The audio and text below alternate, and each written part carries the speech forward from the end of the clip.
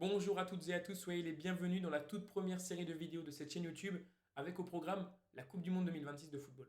Dans chaque vidéo, on parlera de deux groupes, soit 8 pays, en commençant dans l'ordre aujourd'hui avec les groupes A et B. Mais juste avant de commencer la vidéo, je voulais faire un petit disclaimer pour vous préciser qu'au moment où j'enregistre ces vidéos, certaines sélections n'ont pas encore dévoilé leur liste des joueurs qui seraient convoqués pour participer à la Coupe du Monde 2026. Donc s'il y a quelques incohérences, peut-être que je vais citer des joueurs qui ne seront finalement pas convoqués, ou l'inverse, peut-être que je vais oublier des joueurs parce que je ne pense pas qu'ils seront convoqués et finalement qu'ils seront appelés. Donc voilà, soyez bien indulgents là-dessus s'il vous plaît. Il y aura peut-être que petites erreurs, peut-être, j'espère en faire le moins possible bien sûr. Par exemple, le Mexique, et ça me fait une transition pour le groupe A, ne dévoilera sa liste que le 1er juin 2026.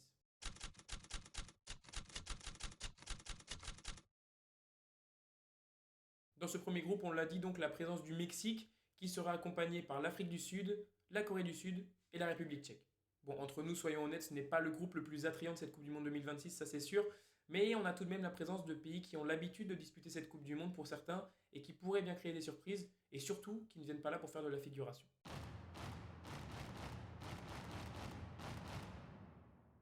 Le Mexique fera partie des équipes les plus suivies dans ce mondial. Rendez-vous compte, à part lors de l'édition 2022 où ils sont sortis dès les poules, le Mexique, c'est 7 huitièmes de finale lors des 7 dernières Coupes du Monde. Une régularité très rare pour un pays comme le Mexique qui ne fait pas partie honnêtement des plus dominants dans le foot mondial. El Tricolore pourra compter sur deux grands atouts lors de cette Coupe du Monde 2026 puisqu'on le rappelle, le Mexique fait partie des pays hôtes et aura un soutien énorme de son public, mais surtout l'autre atout ce sera Guillermo Ochoa. Et oui, le gardien devrait bien faire sa dernière danse en Coupe du Monde avec le Mexique et on le sait chaque année, en tout cas tous les 4 ans, quand il réapparaît de nulle part, eh bien, il fait des prestations exceptionnelles. On compte sur lui pour porter le Mexique le plus loin possible, évidemment.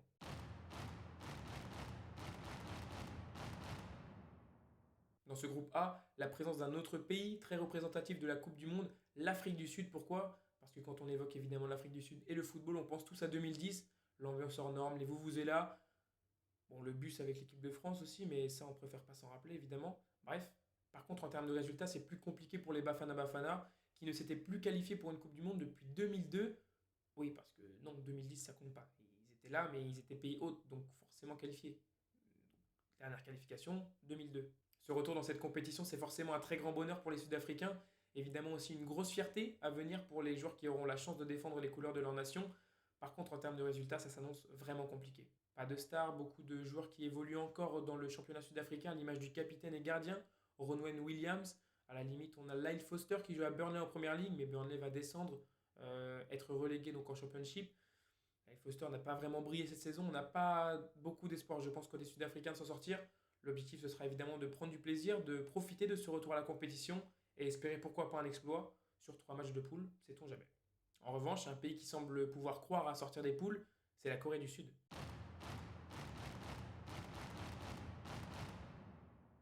C'est certainement la meilleure nation asiatique en Coupe du Monde, toujours qualifiée depuis 1986, soit lors des 11 dernières éditions.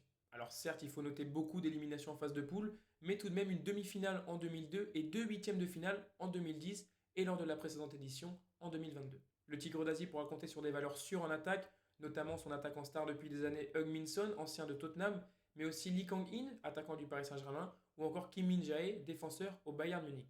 Dans un groupe abordable comme celui-ci, la Corée du Sud pourrait bien tirer son épingle du jeu et atteindre la phase finale pour la deuxième fois consécutive, ce qui serait une première dans l'histoire de la sélection coréenne.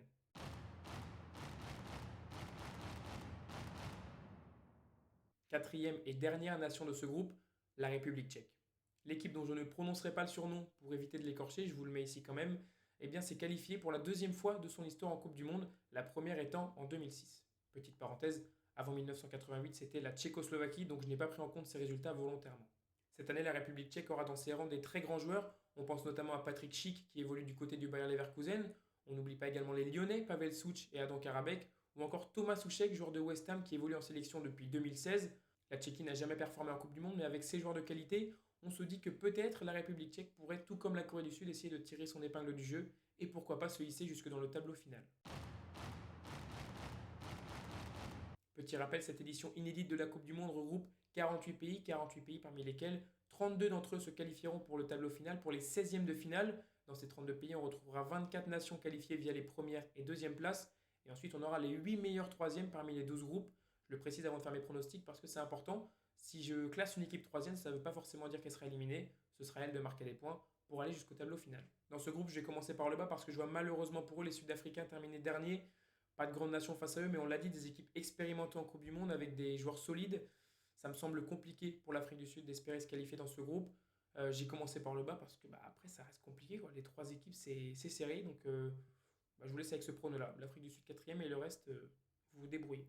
Plus sérieusement, je vais mettre le Mexique en tête devant la Corée du Sud deuxième et la République tchèque troisième. Je m'attends à un groupe extrêmement serré et je pense que ça se battra jusqu'au bout. D'ailleurs, voici le calendrier de ce groupe A. Le Mexique ouvrira la compétition face à l'Afrique du Sud, pendant que le lendemain s'affronteront la Corée du Sud et la République tchèque. Les Tchèques, justement, défieront ensuite les Sud-Africains la veille de Mexique-Corée du Sud. Et enfin, lors d'une dernière journée où, selon moi, tout sera encore à faire pour se qualifier, République tchèque-Mexique et Afrique du Sud-Corée du Sud.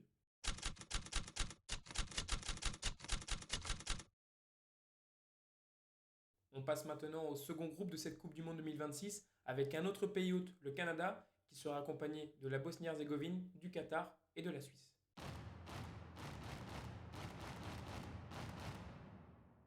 Les Canucks aussi auront en partie le soutien de leur public, c'est un aspect qu'il ne faut vraiment pas négliger et qui pourrait bien faire la différence sur trois petits matchs de poule où tout peut arriver.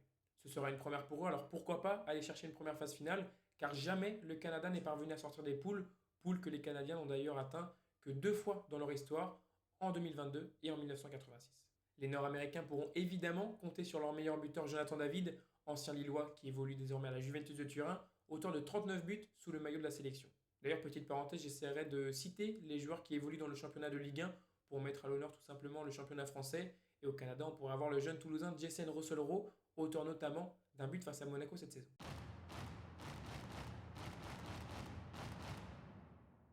Groupe B comme Bosnie-Herzégovine, une nation qui ne fait peut-être pas rêver sur le papier, mais dont il faudra bien se méfier. On rappelle que les Dragons ont notamment sorti le Pays de Galles, mais aussi l'Italie en phase de qualification, et qu'ils essaieront évidemment de décrocher pour la première fois de leur histoire une qualification en phase finale.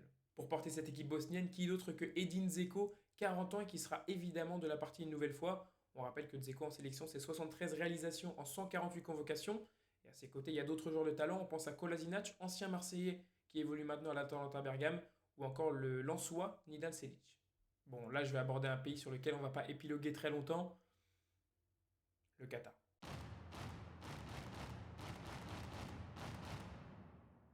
Avant cette année, pour les Qataris, c'était une seule participation au mondial en 2022 en tant que pays organisateur, avec une campagne qui avait été très compliquée, 3 défaites pour un seul but inscrit.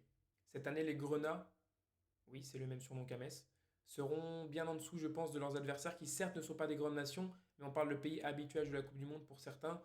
D'ailleurs, ils se sont qualifiés pour cette Coupe du Monde grâce à une victoire face aux Émirats Arabes Unis et un nul face à l'Oman. Pas de quoi s'enflammer du côté du Qatar. En revanche, le dernier pays de ce groupe B devrait bien plus performer, la Suisse.